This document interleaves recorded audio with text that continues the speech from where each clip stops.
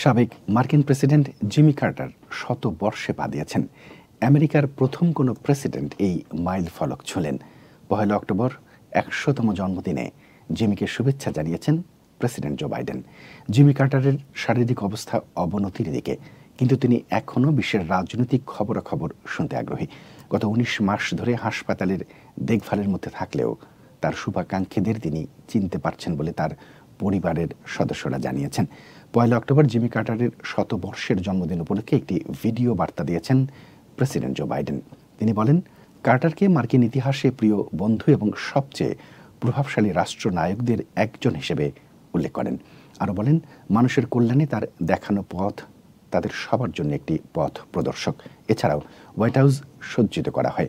এর আগে জর্জিয়ার আটলান্টায় কার্টার সেন্টারে অনুষ্ঠিত এক সভায় জিমি কার্টারের নাতি জেসন কার্টার জানান, তার দাদা হাসপাতালে যাওয়ার সময় যেমন ছিলেন এখনও একই অবস্থানে আছেন। জেসন বলেন, হাসপাতালে যাওয়ার পর তারা ভেবেছিল হয়তো আর কয়েকদিন বা কয়েক সপ্তাহ বা কয়েক মাস বাঁচতে পারেন তার দাদা, কিন্তু আনন্দের বিষয় হচ্ছে তিনি এখনও এই পৃথিবীকে উপভোগ করছেন। কার্টারের ১০০তম জন্মদিন উপলক্ষে আটলান্টায় একটি কনসার্টের আয়োজন করা হয়। খ্যাতিমান শিল্পীরা এই অনুষ্ঠানে সঙ্গীত পরিবেশন করেন। জেসন জানান, তার দাদা কেবল রাজনীতি নিয়ে খবরই রাখেন না, আগামী নভেম্বরের প্রেসিডেন্ট নির্বাচনে ভোটও দেওয়ার আশা করেছেন ৩৯তম মার্কিন প্রেসিডেন্ট জিমি কার্টার। কামালা হ্যারিসকে ভোট দেবেন তিনি। ১৯২৪ সালের ১ অক্টোবর জিমি কার্টার জর্জিয়ার প্লেইন্সে জন্মগ্রহণ করেন।